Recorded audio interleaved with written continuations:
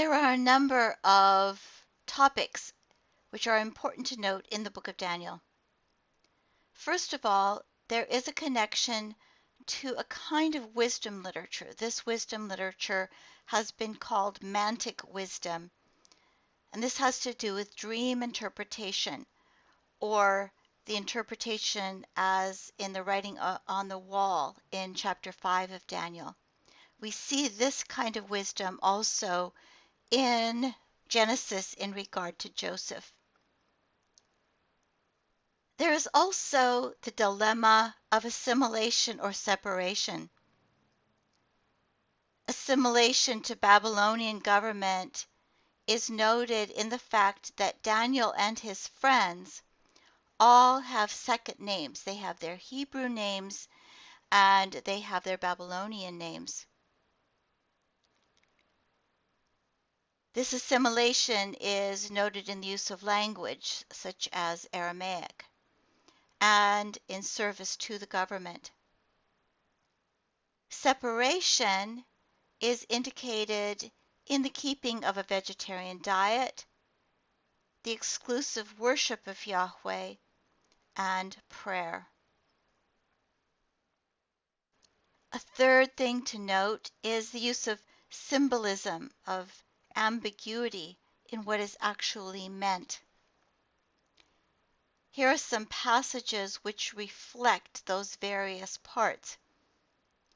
In chapter 5, Belshazzar has been at a feast and he sees a hand come out of nowhere and write on the wall something very cryptic.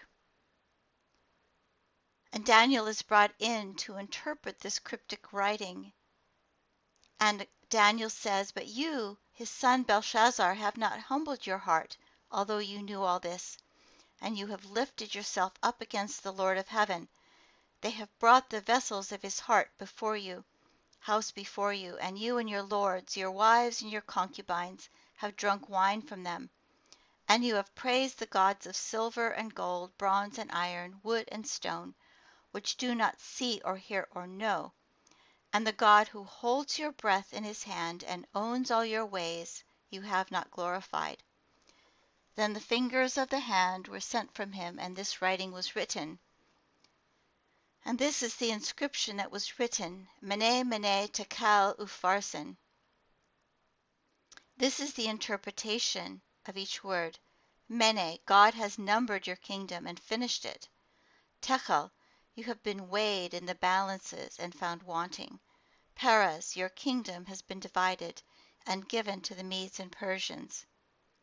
Then Belshazzar gave the command, and they clothed Daniel with purple and put a chain of gold around his neck, and made a proclamation concerning him that he should be third ruler in the kingdom.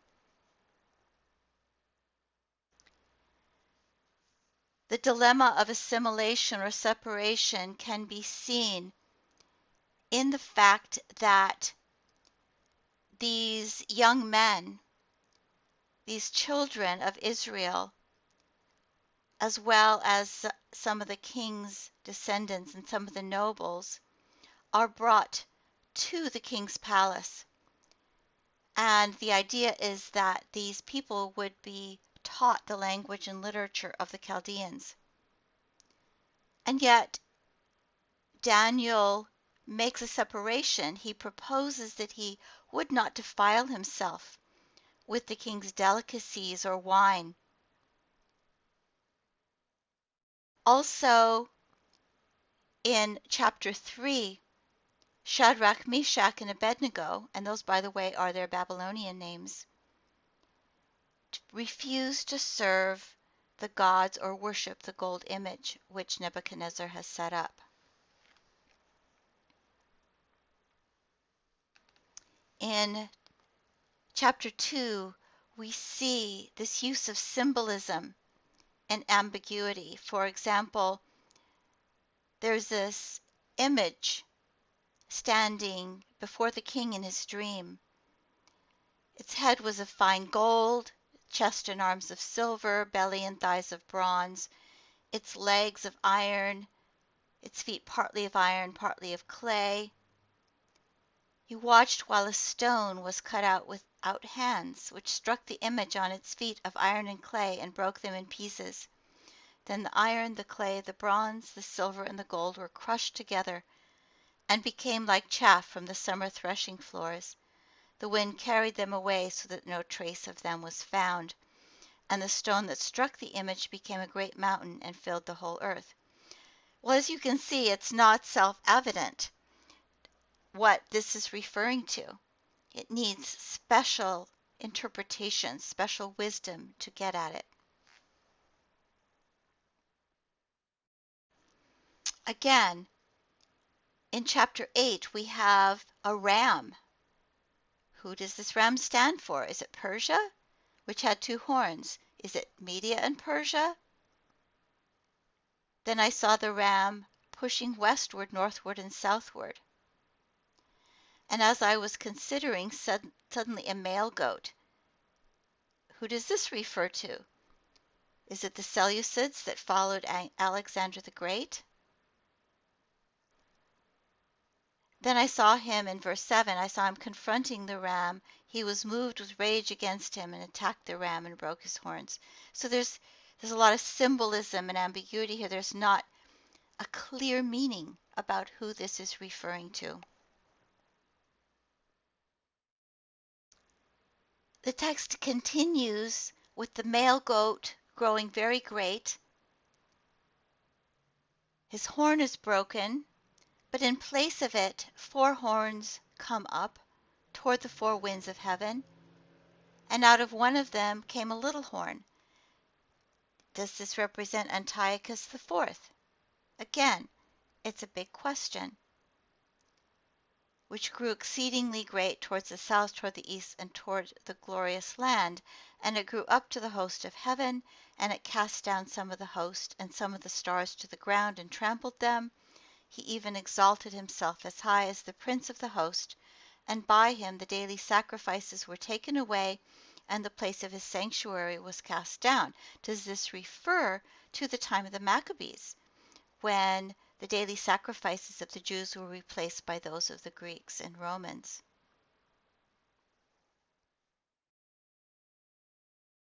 Further things to note in Daniel is that God is above all other gods and kings. And even sometimes that is confessed by foreign kings. There are parallels to Joseph, the good and faithful Jew who is able to interpret dreams and who is raised to prominence. There is rescue of the faithful from death and raising them to prominence. There is the coming of the kingdom of God and the rule of the holy ones, which also includes resurrection. And there is throughout the use of visions and night visions and dreams. The theme that God is above all other gods and kings is declared, for example, in chapter 4. King Nebuchadnezzar, to you it is spoken, the kingdom has departed from you, and they shall drive you from men, and your dwelling shall be with the beasts of the field. They shall make you eat grass like oxen, and 7 times shall pass over you, until you know that the Most High rules in the kingdom of men and gives it to whomever he chooses. In chapter 5:11, we see reference to a man in your kingdom in whom is the Spirit of the Holy God. In the days of your father, light and understanding and wisdom, like the wisdom of the gods, were found in him. And King Nebuchadnezzar your father the king, made him chief of the magicians, astrologers, Chaldeans, and soothsayers.